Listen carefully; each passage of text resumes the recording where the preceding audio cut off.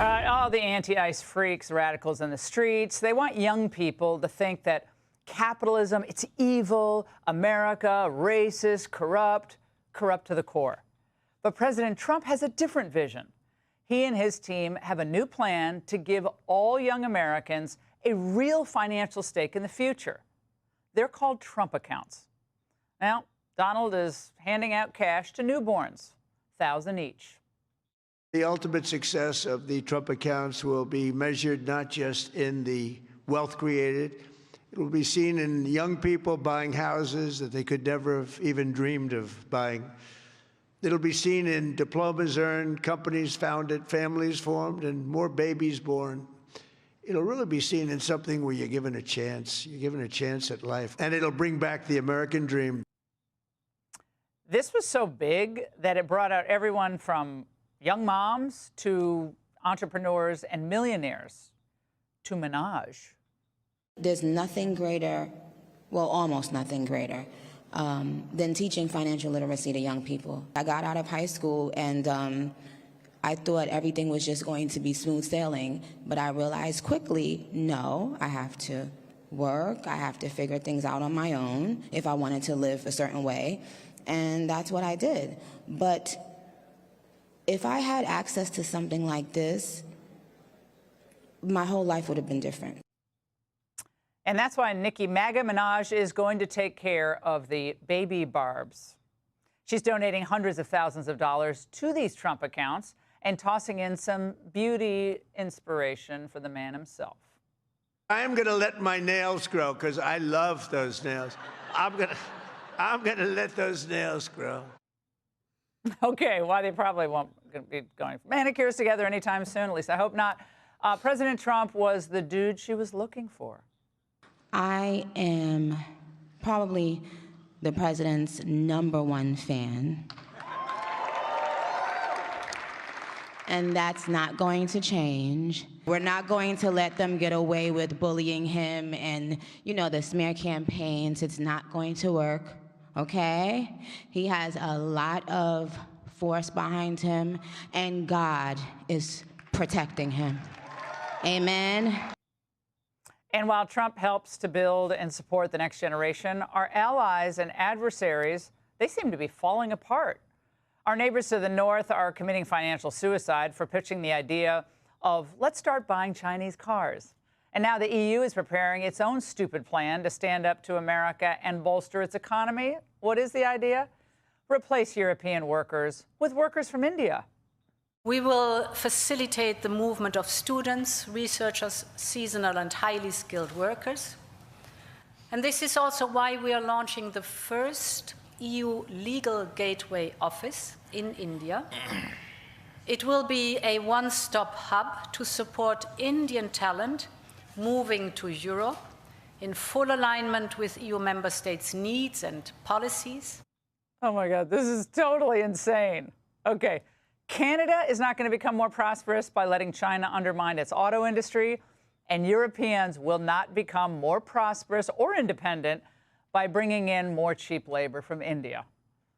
It looks like the United States is the only sane country left, and certainly in the West, and the gap between us and the Canadians and the Europeans is only going to grow. So we're going to check back on the Angle in a year from now and see how our economy is doing compared to how Canadians and Europeans are doing. Because as Trump is investing in America, these other countries are just, I guess, desperately trying to beat America with all the wrong ideas.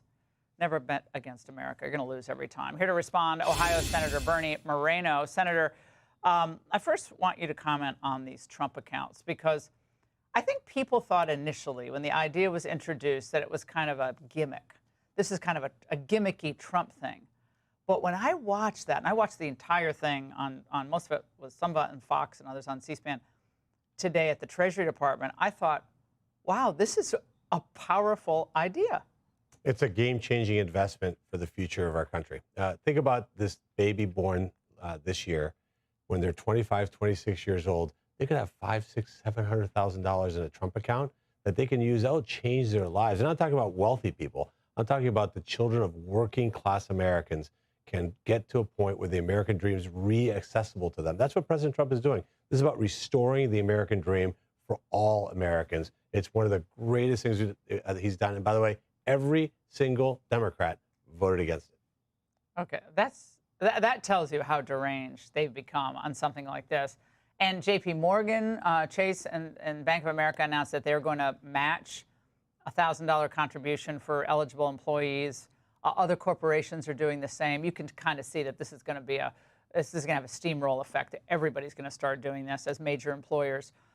So what are Democrats saying in opposition? Why is this not good for corporations and American businesses to back this? Well, twofold. Number one, it's called the Trump account, so automatically it's bad in the world of the Trump derangement syndrome Democrats. And number two, they're the ones that robbed our next generation of the American dream. They're the one that made housing unattainable, cars unattainable, healthcare unattainable. They have literally stripped the idea that a 20-year-old, like when you and I were graduating from high school, thinking about college and our future, we thought of an American dream. They got robbed of that under the 4 years of Biden, and we're restoring all of that. So they'd have to acknowledge that their policies are terrible. You look at Canada and the EU, like you pointed out, they have disdain for their citizens. You have to hate your citizens to do those things. Importing all these, like they call it the Mobility Act or something. They're trying to brand this as some great thing for, I guess, millions of Indian workers to come in and take jobs that I think Europeans always did. Yeah, well, they hate their citizens, much like the Democrats treated Americans not too long ago,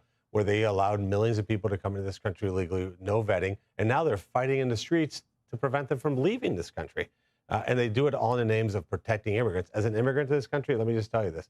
Coming to this country is a privilege. It's an honor. And you're not entitled to come here. You're honored by being allowed here. And if you're not here legally, you don't belong in this country, period. Now, Nicki Minaj and Donald Trump.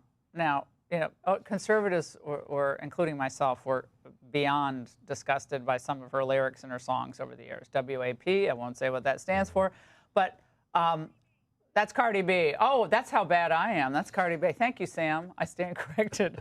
But you know, she's incredibly popular, right? And she's now bridging this gap from her world to Trump world. How big is that moment? It's a big deal because what happens is there's a stereotype about what President Trump's supporters are all about. We're racist, right? We hate Hispanics, although he endorsed this Hispanic to be the first Hispanic elected statewide in Ohio. So look, this is about, she's calling it like it is. President Trump is doing more to help American citizens than any other president in my lifetime. He actually loves the American people. Country. He loves this. He loves the people of this country. And that's why he's protecting us and defending us and making sure we have safety, security, and prosperity. I can't believe I insulted Nicki Minaj and comparing her to Cardi B. That is so bad. I guess you can tell I'm a country music fan. All right, Senator, thank you so much. Great.